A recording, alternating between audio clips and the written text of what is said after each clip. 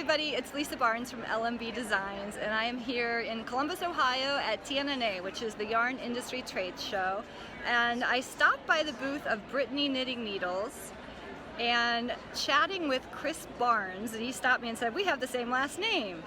And so we started talking about his knitting needles, and I wanted to do a quick interview to show you and talk about his knitting needles. So here's Chris, and here are these lovely knitting needles, and some of you may be familiar with their work. They are gorgeous, handcrafted, and actually Chris makes them. That's right. My wife and I are the whole production team. So we're out in California, and we make these all ourselves from sustainably harvested wood. We've got sustainably harvested birch that comes from Lithuania, and walnut that we're just introducing now, kind of reintroducing a line that some of you may have recognized from year 2000 was the last time they're made, but they still sell well on eBay. So we're bringing that back as like a more of a gift line.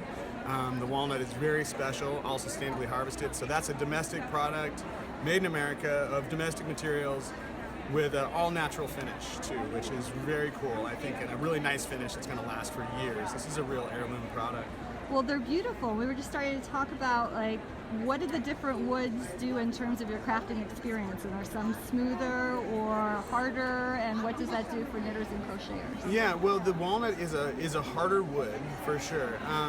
You know, the finish on the walnut is not quite as slippery of one. That's mostly because it's the natural finish, and I'm trying to work toward getting that same kind of thing on the birch.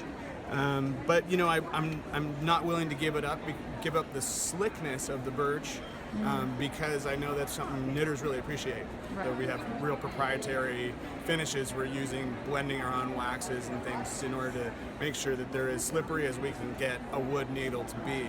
Wow, so it sounds like you have to be a chemist as well as a woodworker to kind of figure out the It's a little bit of that, kind of chemist, the candle maker sort of thing. You know, playing with waxes is fun. You can, you know, it's finishes are really the interesting part of woodworking to me. You know, it's the moment when that finish goes on and you polish something up that it just really pops and shows you what the wood really wants to be.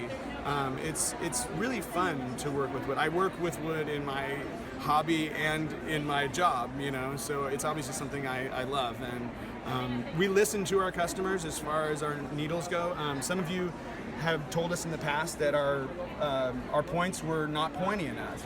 Well, when Mickery and I took over the business 4 years ago, that's one of the first things we did, was we made them a little bit pointier, and we keep looking for feedback. If you think we need to go more, let us know, you know. We don't make big announcements about it, but we do make incremental changes all the time.